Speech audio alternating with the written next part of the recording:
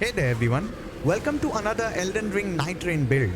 Today I have for you the most versatile Revenant build that works for team play and easily beating all the enhanced bosses that From Software keeps throwing at us.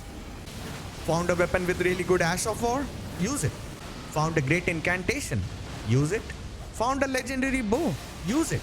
This build basically lets you use every piece of armament possible. You are not restricted to one specific playstyle, and thus one of my favorite classes to play. Let's dive in the build, starting with the most important part of the build, relics. So firstly, I'm using the suit covered Revenant's Urn. You can change it according to your needs, but I'm sure you will also use the same one. So first, I'm using the Knight of the Fathom.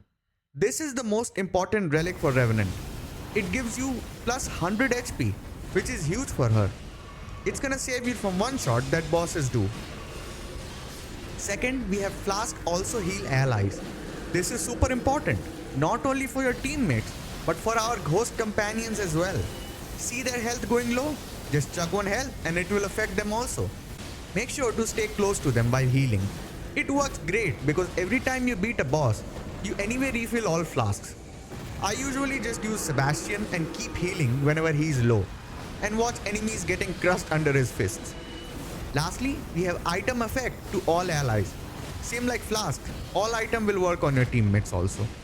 In next relic, we have max FP permanently increased after opening the mage towers. This is huge as you will get a massive FP bar by the end of Night 2 before Night Lord boss fight. And only 2 Starlight shards will be enough to beat him. Plus, I have increased rune acquisition, making this relic really OP.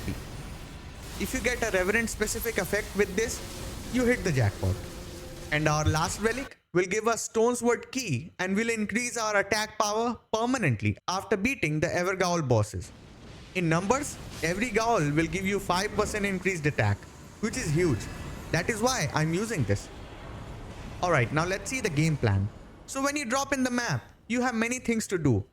Opening mage towers, beating the Evergaol prisoners, getting a good weapon, and leveling up. But do not rush. Keep calm, play with your team, and wait for the perfect opportunity to do these quests.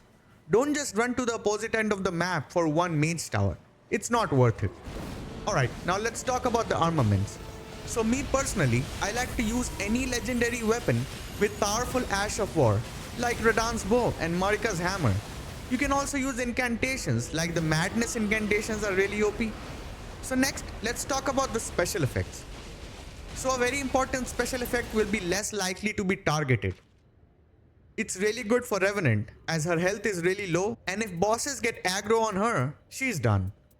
Increased physical attack, more health and stamina, lower FP consumptions, increased damage negation, and Flask recovery rate is also good for healing all your allies. For talismans, go for anything you get, preferably improved incantations and increased skill power. Anything you get will be helpful. Great, now let's talk about the usual playstyle.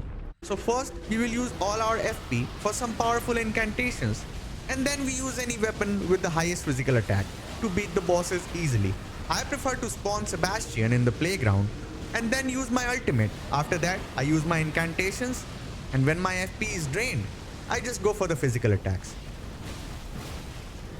I keep saying Sebastian because I only use him. He's the best in my opinion, and his ultimate hits hard. Along with this build is really powerful.